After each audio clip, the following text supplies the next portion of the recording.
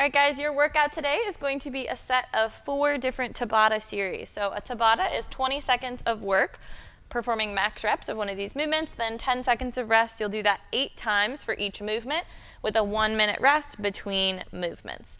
First one's going to be no push-up burpees. So you'll do 8 rounds of 20 on, 10 off of no push-up burpees, 1-minute rest, then the same style for step-ups or lunges, 1-minute rest, lateral hops, 1-minute rest, and then a hang to overhead.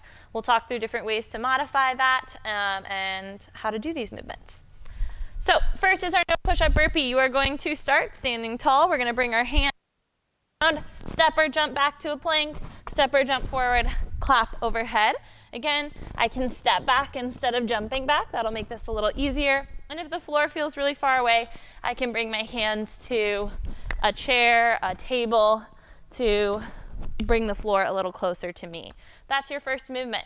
Next is a step up or a lunge. So if I have an object that I feel safe and steady stepping onto, I'm going to plant one foot on top of that object and then step up to standing and then switch sides.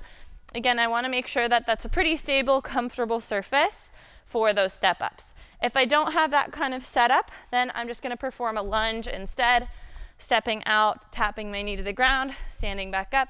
I can make this easier by holding on to something as I go, just to give me a little bit of help if my balance is not so amazing. Next is our lateral hop. So ideally, we're going to have some kind of object. It could be a dumbbell, it could be a book, or it could just be a line on the ground.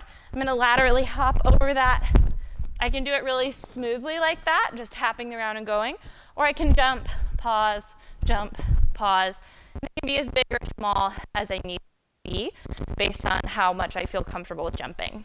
Lastly is the hang to overhead. So I'm going to have some kind of object. I can hold it in one hand or two. I'm going to bring it up to my waist. From here, I'm going to unlock my legs, extend, and try to bring that object overhead. If I'm doing it with one arm, I want to make sure that I'm switching sides. If I'm doing it with both arms, I'm just going to have that object in both hands, unlock, and then bring that object up overhead.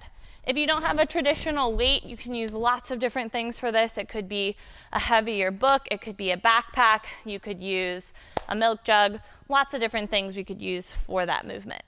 Have fun with it.